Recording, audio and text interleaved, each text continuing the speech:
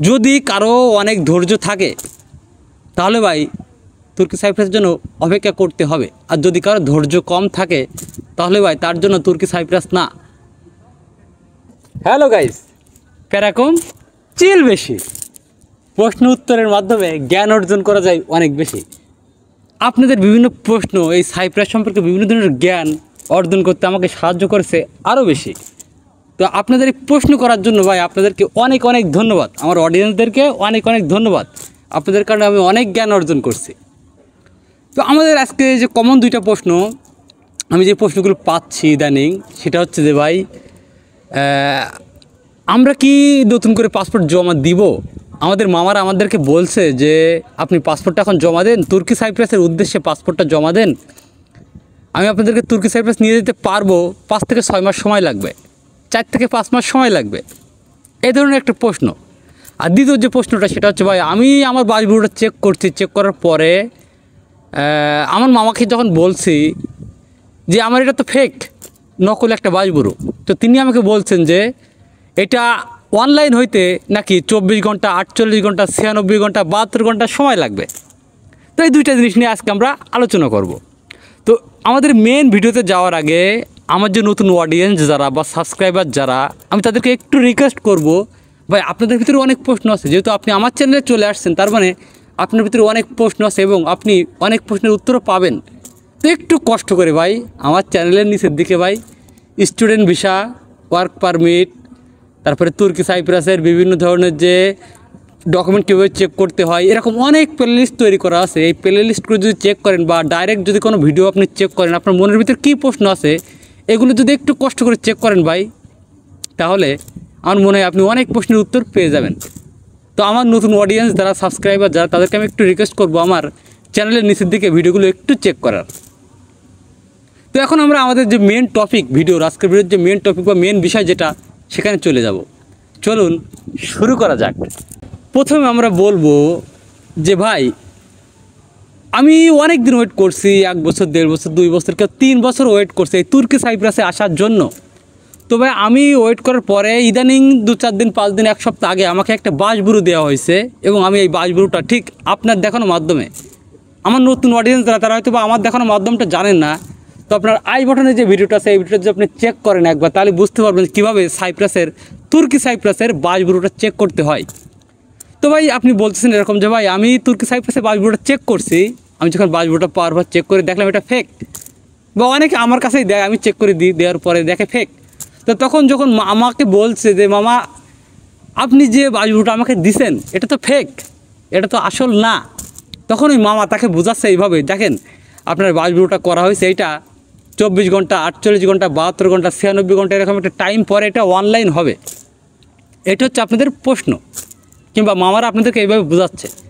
তো আমার কাছে কথা হচ্ছে ভাই, যে কোনো স্কুল হোক, কলেজ হোক, চাকরির জন্য হোক, ভিসার জন্য হোক, যে কোনো আবেদন হোক না কেন ভাই, বাসবুরু মানে আবেদন, যে কোনো আবেদনই হোক না কেন ভাই, এটা যদি অনলাইনে আমি করি একবার, তো এইটা আবার অনলাইন কী জন্য হবে? এর কোনো যুক্তি আপনাদের কাছে আছে? আমার কাছে নাই ভাই। যে আপনি যে কোনো একটা বিষয়ে আপনি অনলাইনে একটা আবেদন করছেন, ডিরেক্ট আপনি অনলাইনে আবেদন করছেন, সেইটা আবার অনলাইন হইতে নাকি 2-3 দিন, অর্থাৎ 24 ঘন্টা, 72 ঘন্টা, 48 ঘন্টা সময় লাগবে, এটা কিভাবে সম্ভব?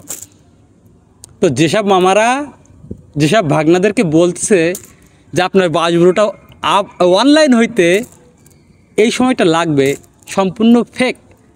আপনি যখন চেক করছেন আমার দেখানো ওয়েতে যে বাসবুরুটা কীভাবে, তুর্কি সাইপ্রাসের বাসবুরুটা কীভাবে চেক করতে হয়, তো আপনি যদি আমার দেখানো ওয়েতে চেক করেন তাহলে এটা 100% ফেক। তো এটা যদি বলে যে অনলাইন হইতে আবার নতুন করে সময় লাগবে, এটা ডাহা ফেক। তো হয়তো ভাই বুঝতে পারছেন বিষয়টা কি, একটু অনলাইনে আবেদন করলে নতুন করে কোনো কিছুই আর অনলাইন হয় না। তাই এটা জাস্ট আপনাদেরকে বোঝাচ্ছে।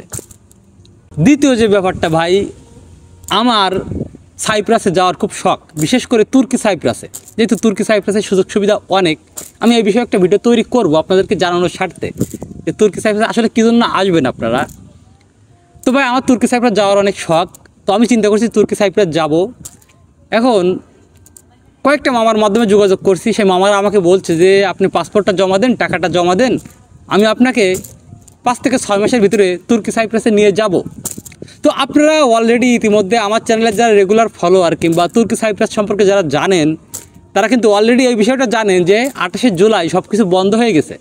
তো এখন কিন্তু তুর্কি সাইপ্রাসে কোনো বিষয় আসা সম্ভব না, একমাত্র স্টুডেন্ট বিষয়ে আসা সম্ভব। তো স্টুডেন্ট বিষয় সম্পর্কে বিভিন্ন ধরনের তথ্য জানতে হলে আমার চ্যানেলের নিচের দিকে একটা স্টুডেন্ট বিষয়ের প্লেলিস্ট করা আছে, এটা আপনাকে চেক করতে হবে।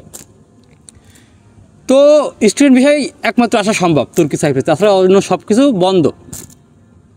তো এই মামারা বলতেছে যে আপনি 5 থেকে 6 মাসের ভিতরে আপনাকে আমি নিয়ে যাব, আপনি যদি চান তাহলে পাসপোর্ট এবং টাকা জমা দিতে পারেন। তো ভাই দেখেন, অলরেডি ভিসাটা বন্ধ হয়েছে প্রায় 2.5 থেকে 3 মাস হয়ে গেছে। 28শে জুলাই 2.5 থেকে 3 মাস ভিসাটা বন্ধ হয়ে গেছে, আর আপনার কাছ থেকে সময় নিচ্ছে কত? 5 থেকে 6 মাস। তার মানে যদি এখানে 2 মাসও ধরেন, 2 মাস আগে ভিসা বন্ধ হয়েছে, যদি ধরেন 2 মাস আর 5 থেকে 6 মাস, 6 মাস 8 মাস। তার মানে 8 মাস পরে নর্মালি 2026 সালের জানুয়ারি ফেব্রুয়ারি হয়তো বা মার্চ এরকম টাইমে ভিসাটা খুলবে। তার মানে কী হলো, 8 মাস মানে কি অলরেডি ভিসাটা তখন খুলে দেবে, তখন আপনারাই আবার নতুন করে আবেদন করবে, করার পরে আপনাকে তুর্কি সাইপ্রাসে নিয়ে আসবে। তো ভাই এই যে এখন যে 5-6 মাস আপনাদের কাছে সময় নেওয়ার জন্য বলতেছে যে 5-6 মাস সময় দেন আমারে, আর টাকা দেন, পাসপোর্ট দেন, আমি আপনাকে তুর্কি সাইপ্রাসে নিয়ে যাব। তা কী হইলো ভাই, বিষয়টা হইলো কি যে অলরেডি বিষয়টা খোলার পরে আপনাকে নিয়ে আসবে, এর ভিতরে আনা সম্ভব না। তো আপনারা কি পাগল? আমি তো আমার মনে হয় আমার বাংলাদেশি ভাই বিরাদার পাগল না, চিটার বাটপাড়িতে সেরা বাংলাদেশি ভাই বিরাদার যারা আছে, আমি নিজেও, আমরা সবাই চিটার বাটপাড়িতে সেরা। তো বাঙালি কেন বোকা সাজবে বা বোকা হবে? তো ভাই যারা বলতেছে এরকম যে ভাই 4 থেকে 5 মাস, 5 থেকে 6 মাসের ভিতরে তুর্কি সাইপ্রাসে আপনাদেরকে নিয়ে যাব, ভাই ভুল করে হইলেও ভাই পাসপোর্টটা জমা দিয়েন না। তুর্কি সাইপ্রাসের বিষয়টা বন্ধ আছে, আগে বিষয়টা খুলুক, খোলার পরে আপনারা পাসপোর্ট, টাকা সব কিছু জমা দেন এবং আপনারা আসার চেষ্টা করেন। ইনশাল্লাহ তখনই জমা দিলে আসতে পারবেন, এর আগে আসতে পারবেন না। যাই হোক, আজকে 2টা বিষয় নিয়ে একটু আলোচনা করার চেষ্টা করলাম। এই 2টা কমন বিষয় যে জিনিসটা বলে এই মামারা ভাগনাদেরকে বিভিন্ন প্রতারণার শিকার করতেছে, ঠিক আছে? বিভিন্ন ভাগনারা এই মামাদের কাছে প্রতারণার শিকার হচ্ছে এই ধরনের বিষয় নিয়ে। তো আরও একটা কথা আপনাদেরকে একটু সচেতন করে বলে রাখি ভাই, তুর্কি সাইপ্রাসের বিষয়টা একটু দেরিতে খুলবে। এটা সবারই কমন প্রশ্ন যে তুর্কি সাইপ্রাসের বিষয়টা কখন খুলবে। একটু দেরিতে খুলবে ভাই।